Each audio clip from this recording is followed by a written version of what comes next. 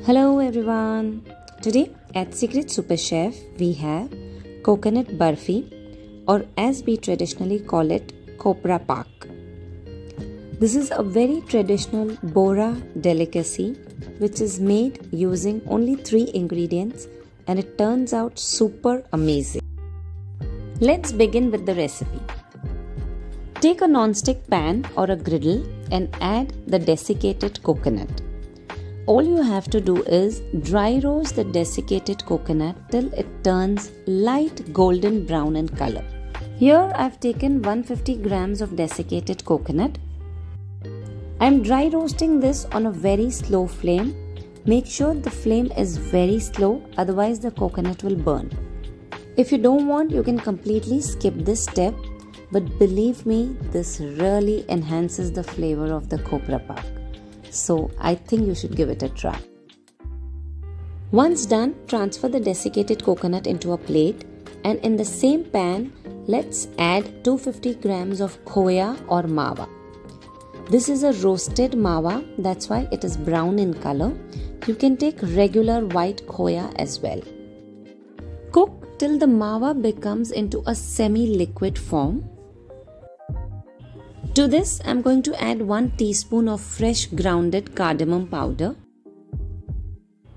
Let's add 150 grams of castor sugar. You can reduce the quantity of sugar as per your taste, but I feel 150 is more than enough.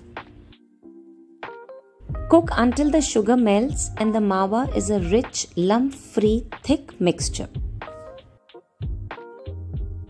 This will approximately take around 5 to 7 minutes. This is the exact consistency that we are looking for.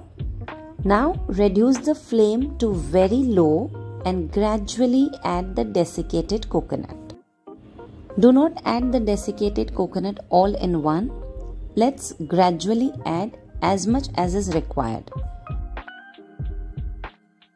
I have used the entire quantity mentioned in this recipe earlier.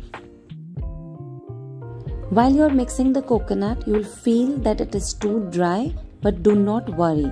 Once the entire coconut is incorporated, it will all come together. But for some reason you feel it is very dry, you can add little milk or cream. I haven't used anything. Turn off the heat and gradually stir in the desiccated coconut. This may take like 5 to 7 minutes more, but it will eventually all come together.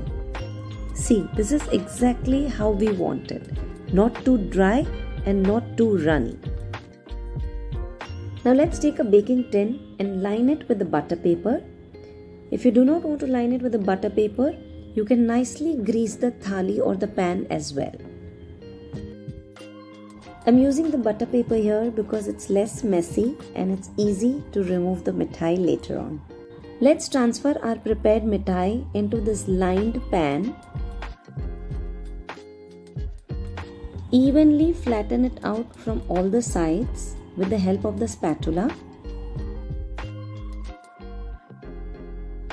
Let's garnish our mithai with some slivered almonds and pistachios.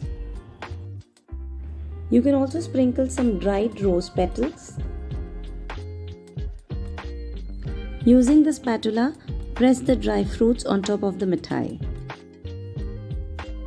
Let the mithai set for 10 to 15 minutes or till it cools down completely. Let's remove the mithai from the pan. Once our Khopra Paak is completely cooled, cut them into desired shapes. Enjoy this mithai while it's still little warm.